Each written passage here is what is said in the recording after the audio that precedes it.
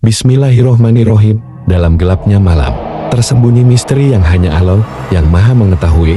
Selamat datang di Dehal Bercerita, di mana kisah-kisah gaib dan misteri akan terungkap. Semoga Allah senantiasa melindungi kita dari segala yang tak terlihat.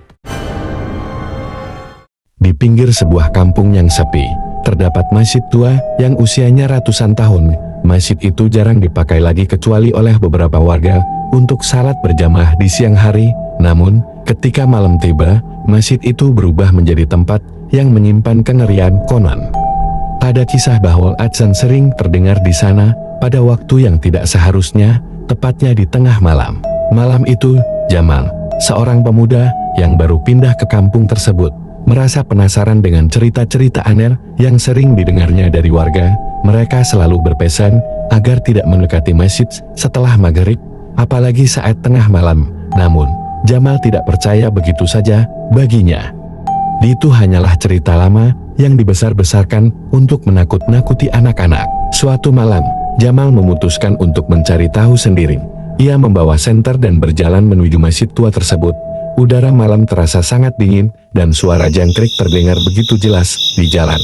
Ia merasa bulu kuduknya berdiri, seakan-akan ada sesuatu yang memperhatikannya dari kejauhan.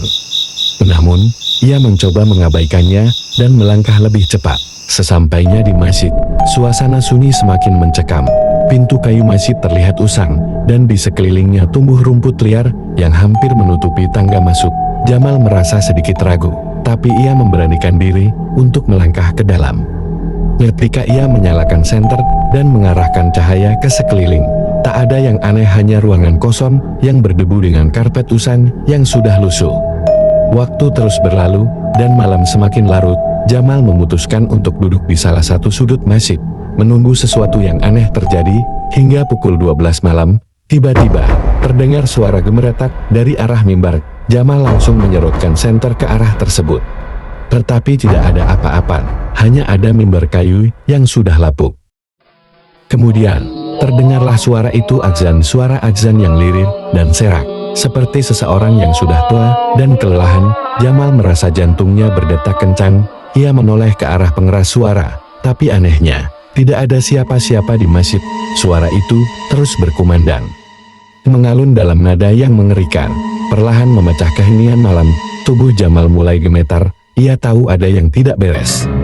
Tiba-tiba, lampu senter yang ia pegang padam. Gelap gulita menyelimuti seluruh ruangan.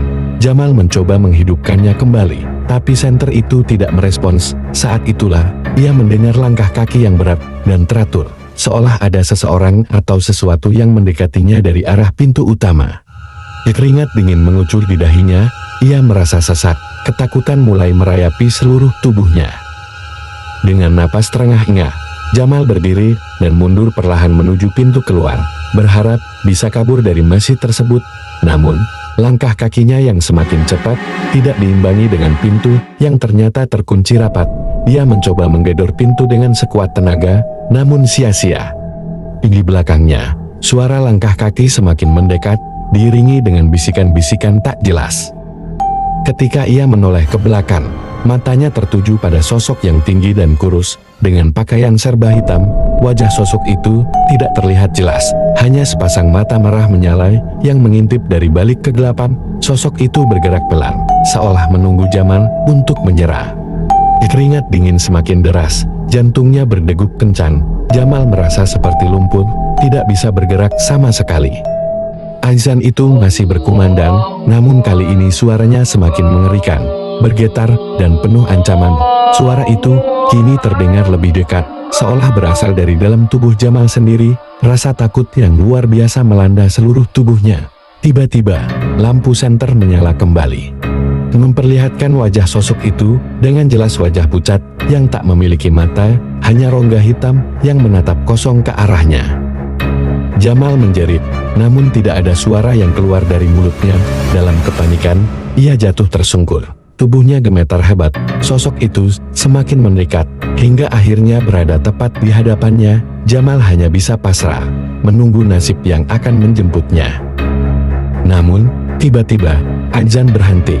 Kegelapan menyelimuti masjid, dan keheningan kembali. Ketika Jamal membuka matanya, sosok itu sudah menghilang. Namun, pintu masjid perlahan terbuka dengan sendirinya, memperlihatkan malam yang dingin di luar dengan sisa tenaga yang ada. Jamal merangkak keluar dari masjid dan berlari sekuat tenaga tanpa menoleh ke belakang.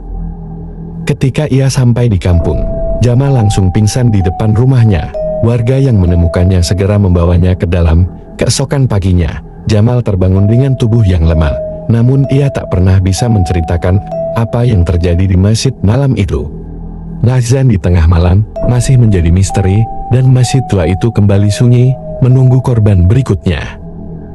Beberapa hari setelah kejadian itu, Jamal mulai merasa ada yang aneh dengan dirinya. Setiap kali ia berjalan melewati cermin, ia seolah melihat bayangan hitam samar di belakangnya. Meskipun saat ia menoleh, tidak ada siapapun, suara azan lirih masih sering terdengar di telinganya. Terutama saat tengah malam, namun ia tidak berani menceritakan pengalaman ini kepada siapapun, bahkan kepada warga kampung. Mereka hanya melihatnya sebagai pemuda yang mulai sakit akibat trauma malam itu. Pada suatu malam, Jamal tak bisa tidur. Ia terus terbayang akan sosok mengerikan yang ia temui di masjid tua. Meski seluruh tubuhnya lelah, pikirannya tak mau berhenti memutar kejadian menyeramkan itu.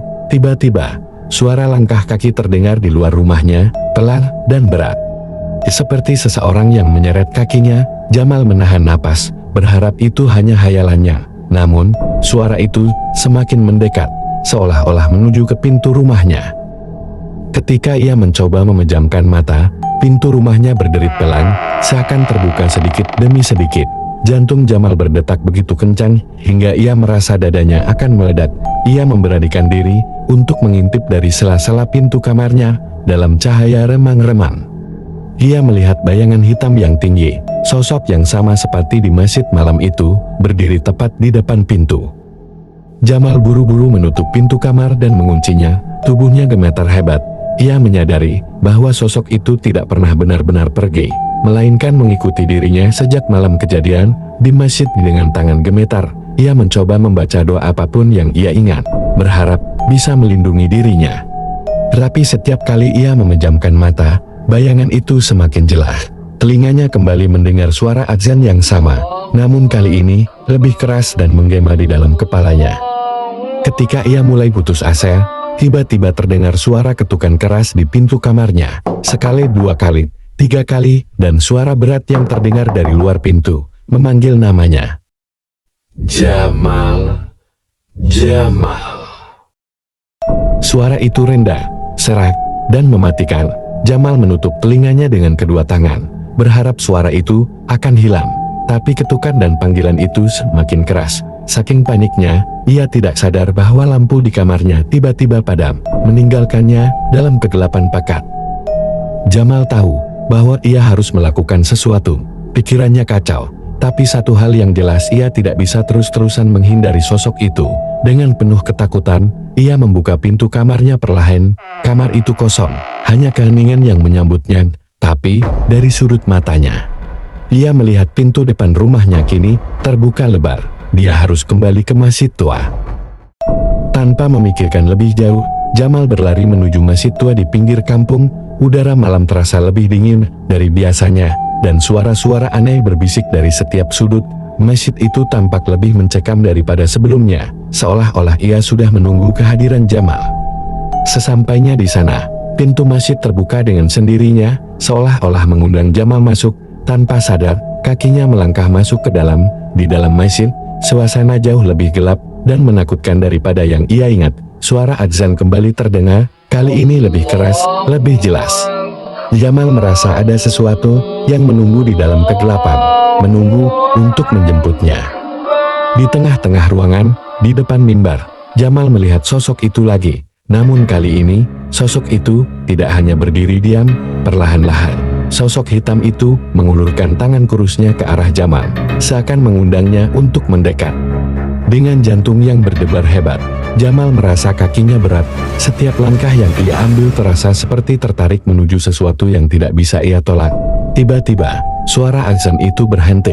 Keheningan yang memekakkan telinga menyelimuti seluruh ruangan. Kemudian terdengar suara yang sangat pelan. Waktumu sudah tiba, Jamal. Sebelum Jamal sempat berteriak, sosok itu melompat ke arahnya dengan kecepatan luar biasa, menerjang tubuhnya. Dunia di sekitarnya seolah berputar dan berguncang. Jamal merasa tenggelam dalam kegelapan. Tubuhnya ditarik ke dalam kekosongan yang tidak pernah ia bayangkan sebelumnya.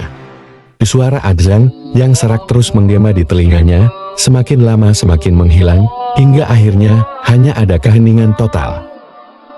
Keesokan harinya, warga kampung menemukan tubuh Jamal tergeletak di dalam masjid tua, tepat di depan mimbar. Matanya terbuka lebar, dan ekspresi wajahnya dipenuhi dengan ketakutan yang luar biasa. Tidak ada yang tahu apa yang sebenarnya terjadi, dan masjid itu sekali lagi kembali sunyi. Namun, beberapa malam setelahnya, warga kampung melaporkan sesuatu yang mengerikan.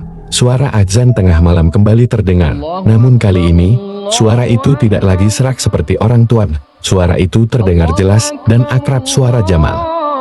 Masjid tua itu kini benar-benar ditinggalkan, menjadi tempat terkutuk yang tak seorang pun berani mendekat, dan azan tengah malam itu terus berlanjut, seolah menandakan bahwa roh yang terjebak di dalamnya belum sepenuhnya pergi. Alhamdulillah, kisah ini telah selesai. Ingatlah, apa yang tak terlihat bukan berarti tak ada, namun hanya Allah yang Maha mengetahui segalanya. Semoga kita selalu dalam lindungannya dari segala yang gaib dan penuh misteri. Sampai jumpa di cerita berikutnya, tetap kuatkan iman. Dan jangan lupa berdoa sebelum tidur. Wassalamualaikum warahmatullahi wabarakatuh.